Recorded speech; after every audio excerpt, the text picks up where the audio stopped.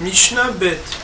Aomer, Sheu Samouch, la Gafa, Vela Gadish, la Bakar, Vela Keli, Ushraho, Bet Shammai Omeri, Eno Shikha. Bet Hillel Omeri, Shikha. Aomer, des épis, Sheu Samouch, la Gafa, qui ont été déposés proche d'un mur de pierre sans béton, Velagadish, ou proche, donc toujours Samour, Lagadish, proche de la meule, la Baka, proche du lieu de repos des animaux, Velakelim, ou du lieu d'entrepôt d'objets, d'ustensiles. On verra dans Barthénora qu'il s'agit d'ustensiles qui permettent Mahalesha de labourer. Ushraho, et que, étant déposés là-bas, le propriétaire les aurait oubliés. Bet Shammai Omerim, Bet Shammai considèrent et disent Eno Shikha. Ce n'est pas défini comme la Shikha. C'est-à-dire qu'il peut revenir et le reprendre après quand il s'en rappelle.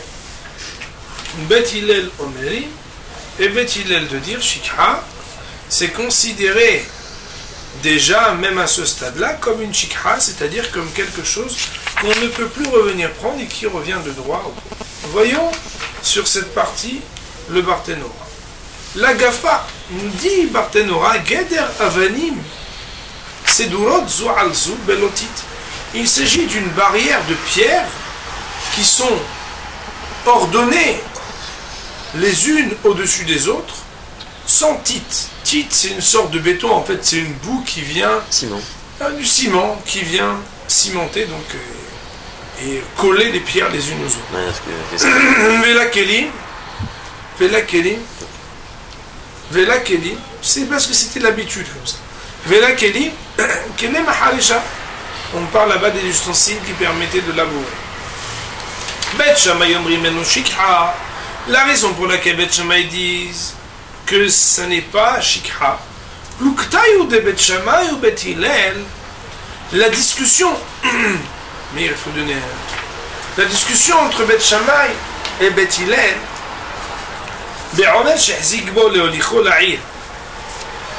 C'est dans un cas où il avait pris une petite, on va dire, un petit tas qu'il avait c'est-à-dire qu'il avait pris possession, il avait pris une chazaka, pour l'emmener en ville.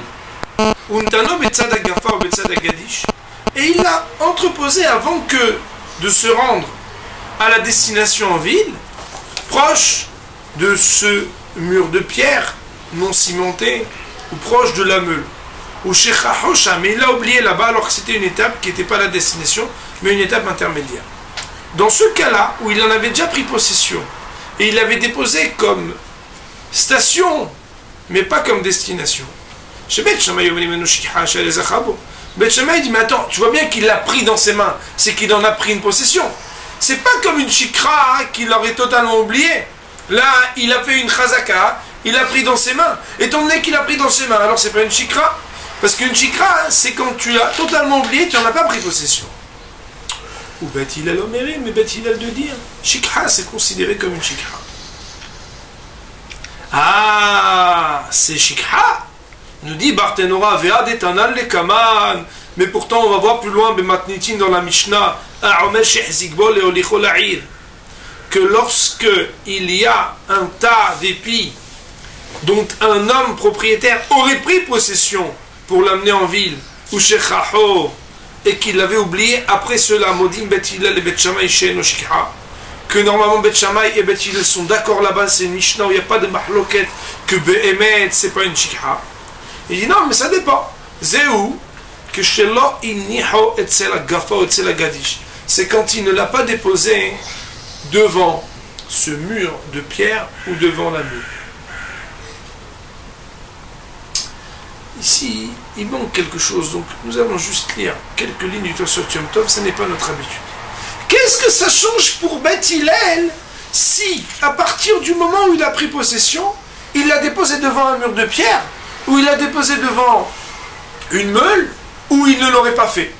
Alors il dit, le Ikar Tosot Yom Tov ici, تعمد كشلون يحاول تسليحان متفاري ملالو فبيش يخوانوش كيحاول في حسيق ولا ليخو العين كشين يحاول تسليحان من سويان فبيش عايز يكفلو ليخو العين بيش كحا صغير دي في الشخاحتا عادي عاد سمخا فيلو كشيش دواليم أقولي من شكحا شيش عايز يكبو بلون يحاول تسل devant من سويان قالوا له شكحا بس il dit que quoi que Béhémet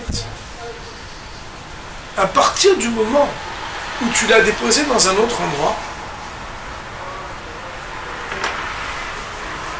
étant donné que ton oubli peut venir du fait que tu as choisi de le déposer à un autre endroit, parce que c'est toi qui l'as déposé là-bas, personne ne te l'a demandé, un oubli qui a pu être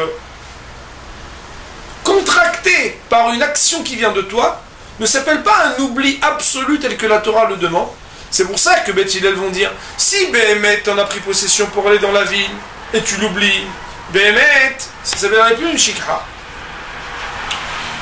Mais si, par contre, tu l'aurais déposé, il y aurait une discussion entre Beth Shammai et Beth Hillel. Est-ce qu'un oubli qui est contracté par toi-même, ça s'appelle un oubli de la Torah ou pas? Beth Hillel, ils vont dire ça s'appelle un oubli, pardon. Et Beth Shammai, ils vont dire ça s'appelle pas un oubli. Revenons dans la deuxième explication de Barthénora, après on va faire un petit résumé. Puis Shahed, autre explication. Beth Shammai Beth Shammai disent Enoshkiha. Ça veut dire quoi Enoshkiha? Filou ba'omesh hizik bokelan. Même quand c'est un tas d'épis dont il n'a pas pris possession du tout, lo ave shikha. Ça s'appelle pas une shikha. Pourquoi? Deoil ve'iniho et tzedleval mesuyam. Parce que puisqu'il a posé à un endroit en particulier, c'est un signe qui va s'en rappeler à un moment ou à un autre. Ça ne s'appelle pas un vrai oubli. Parce que quelqu'un il met quelque chose dans un coin spécial, il va s'en rappeler. Ou Beth Hillel oubli. Beth Hillel, ils disent tant qu'il n'a pas pris possession et qu'il a oublié, mais ça s'appelle un oubli. Il me dit Beth Hillel et Beth Hillel sont d'accord que si Béhémet il a déjà pris possession et après seulement il l'a oublié, chez nous, Shikha qui s'appelle pas une Shikha, qui est devenu un Bessamour, comme Béhémet on l'a dit plus. On va faire un petit résumé pour que les choses soient bien claires. Il existe une discussion entre Beth Shammai et Beth Hillel concernant un petit tas d'épis qui ont été déposés proche d'un lieu-dit qui s'appelle un petit muret non cimenté, une meule, l'endroit de repos des animaux, ou encore le lieu de dépôt des ustensiles qui permettent de labourer. Il y a deux manières de comprendre les opinions de Beth Shammai et Beth Hillel. Citons d'abord leurs opinions. Beth Shammai de dire, à partir du moment où ça a été déposé proche de ces lieux-dits, vous avez compris ce que ça veut dire. Alors Beth Shammai dit, ça s'appelle plus une shikha. Beth Hillel de dire, ça s'appelle oui une shikha, c'est-à-dire que ce qu'il a oublié, il ne peut plus aller les récupérer. Il y a deux manières d'expliquer de quel cas parle la Mishnah. Première manière citée dans Barthénora, c'est de dire qu'on parle d'un cas où le propriétaire aurait pris possession avant que de déposer. En effet, il est possible de ne pas prendre possession, mais de transposer d'un endroit à l'autre, sans faire une hazaka, sans faire une action pour prendre possession. Nous dit, première explication Barthénora, il a pris possession, et après il a déposé. De ce fait, on entend bien l'opinion de Beth Shammai qui dit que ça ne s'appelle pas une shikha. Pourquoi? Parce que quand tu oublies un objet dont tu as pris déjà possession, tu ne peux pas dire qu'il appartient aux pauvres. C'est quand l'objet, tu n'en as pas pris encore une possession toi-même, par une action de propriété, que si tu l'oublies, il appartient aux pauvres. Mais à partir du moment où tu as fait une hazaka, alors, même si tu le déposes n'importe où après, il n'y a pas de problème. Par contre, si c'est comme ça, comment comprendre l'opinion de Beth Hillel? Voilà qu'il est une Mishnah unanime un peu plus loin, qui dit que quand tu as pris possession pour l'emmener en ville, alors c'est à toi. On est obligé de dire que Beth Hillel comprendrait ici que même si l'oubli, c'est quelque chose qui a été contracté par toi-même, parce que tu l'as déposé dans un endroit intermédiaire, ça s'appelle quand même suffisamment un oubli dans la Torah pour que même à ce stade où tu as déjà pris possession, si tu l'oublies, les pauvres peuvent en prendre une propriété. Deuxième explication, c'est que la Mishnah parle d'un cas où il n'aurait pas pris possession. Et si Béhémet, il n'a pas pris possession, alors on comprend très bien l'opinion de Beth Hillel cette fois-ci. Puisque s'il n'a pas pris possession, c'est normal que ça appartienne aux pauvres. Mais comment comprendre alors l'opinion de Beth Shammai? Puisque Béhémet, tu l'as déposé mais tu n'en as pas pris possession.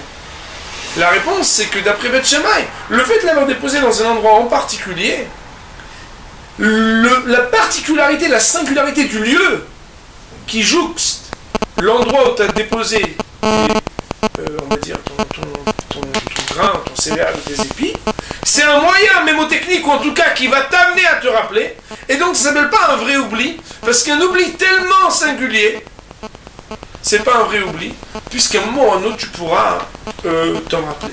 Voilà comment on peut expliquer donc de deux manières, en écho de ce qu'a dit Barthénora à la Mishnah.